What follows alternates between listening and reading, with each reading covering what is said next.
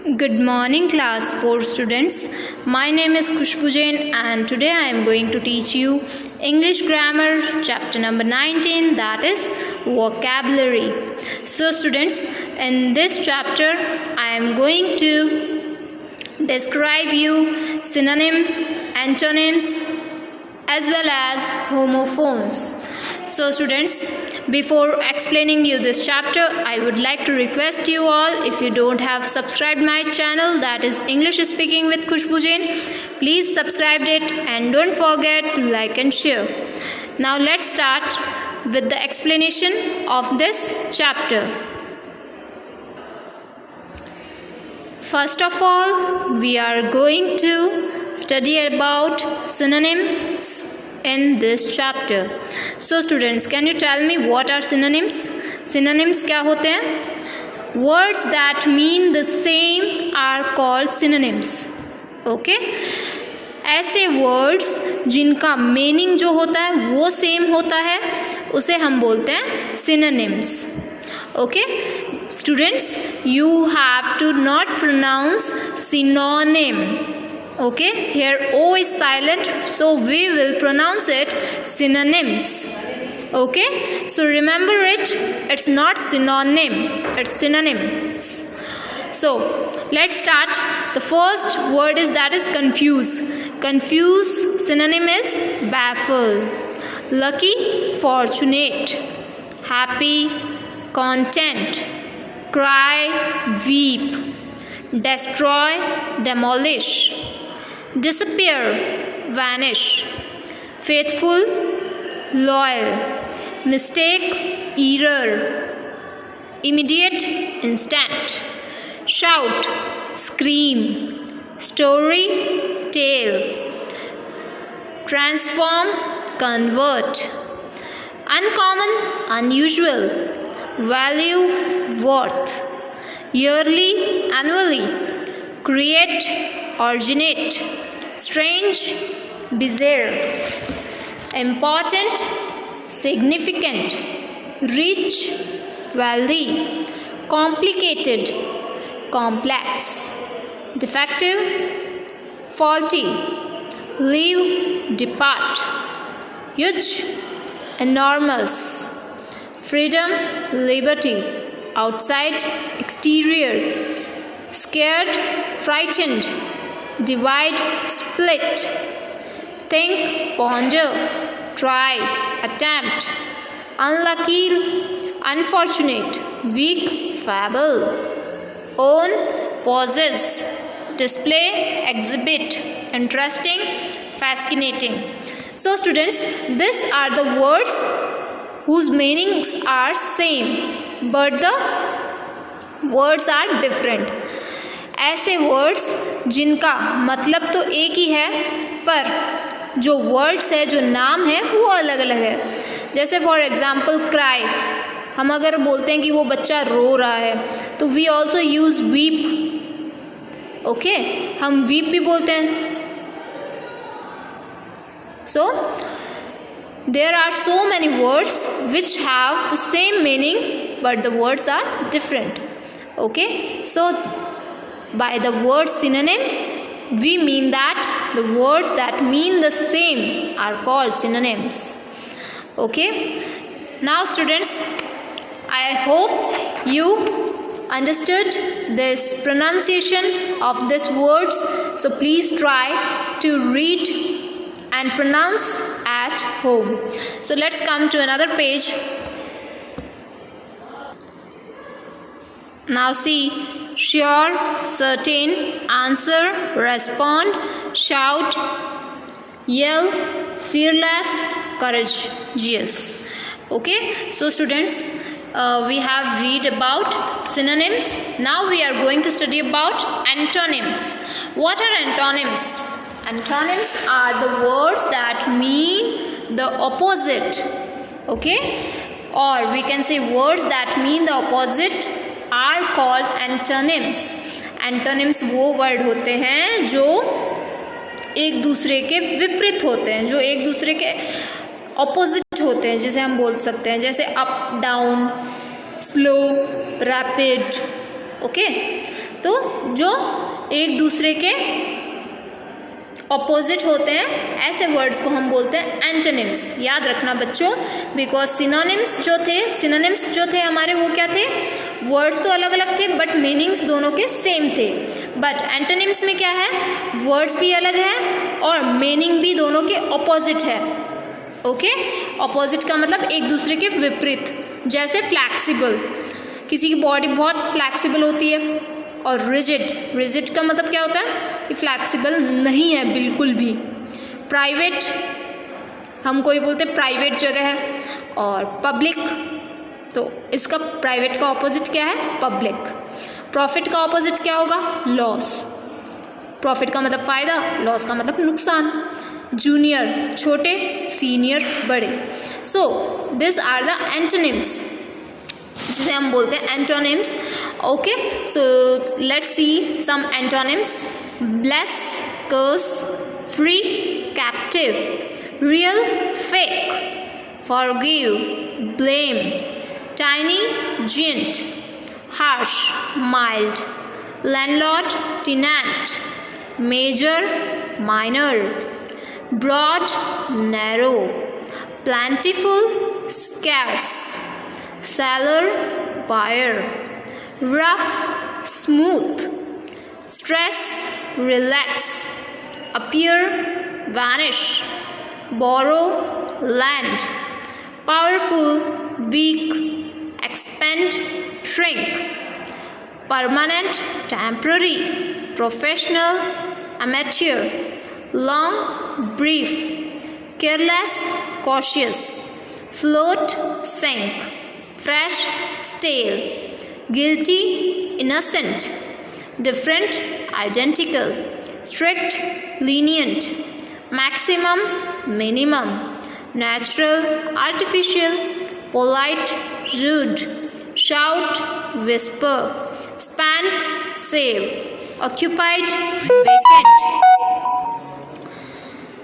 victory, defeat, slow, rapid.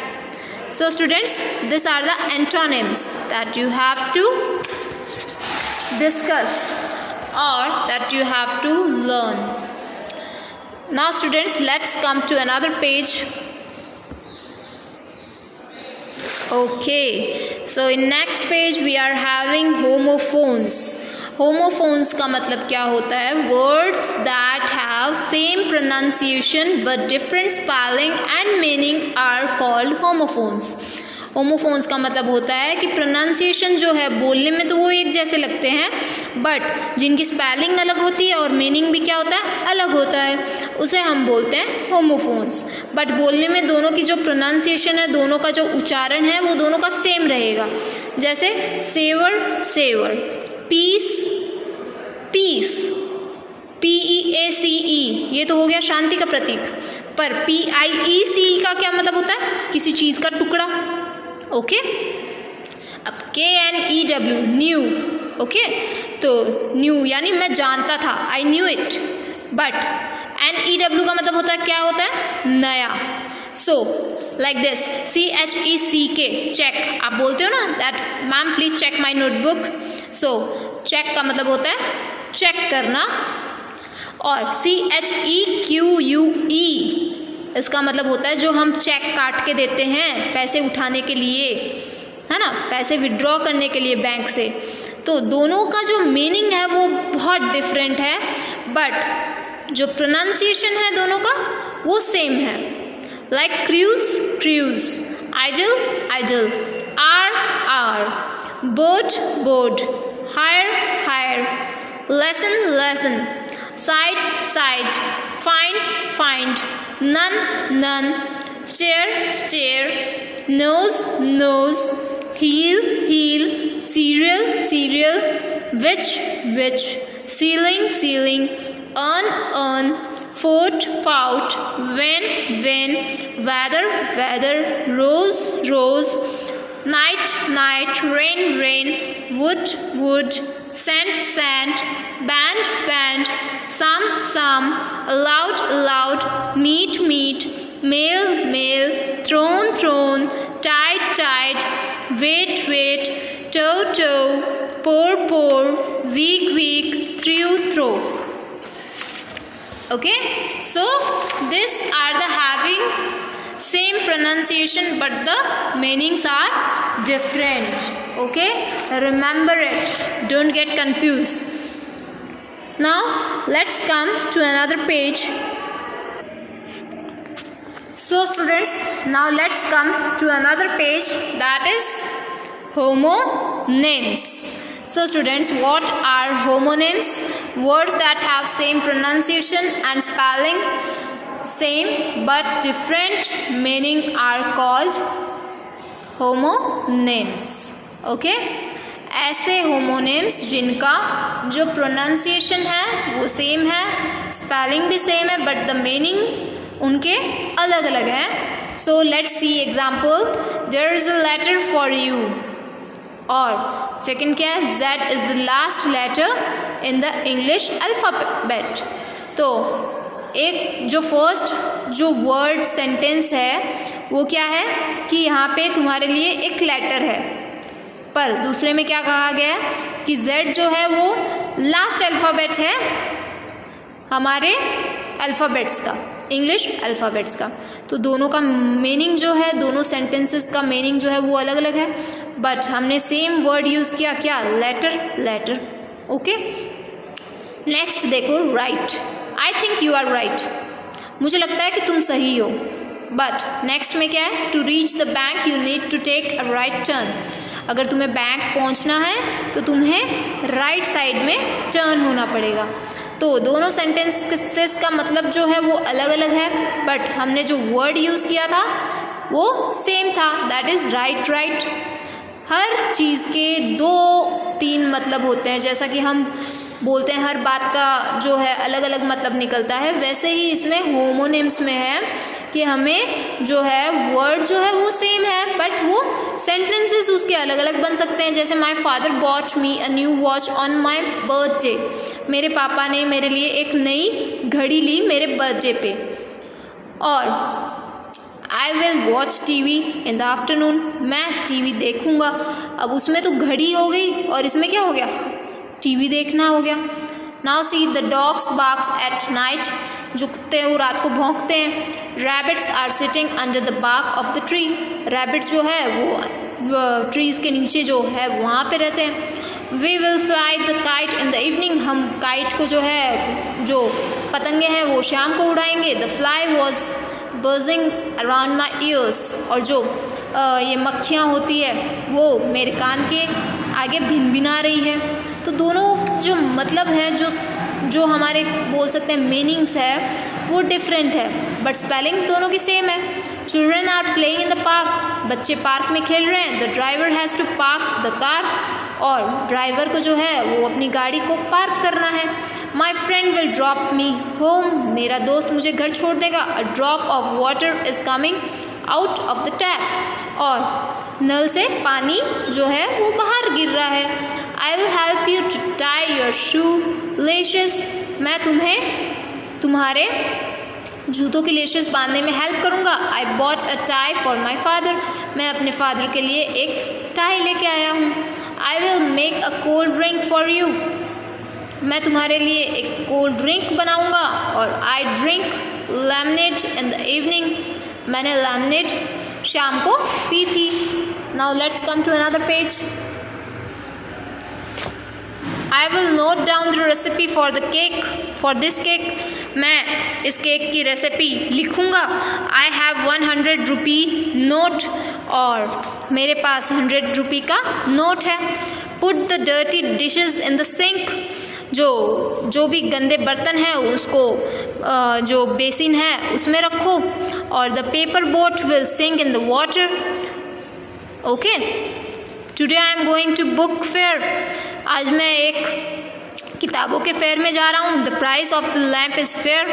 और जो lamp का प्राइस है वो जो है वो फेयर है, ना ज़्यादा है ना कम है. I left my phone in the room. मैंने अपना फ़ोन जो है वो कमरे में छोड़ दिया. My room is on the left side of the corridor. और मेरा जो रूम है वो लेफ़्ट साइड है कॉरिडोर के.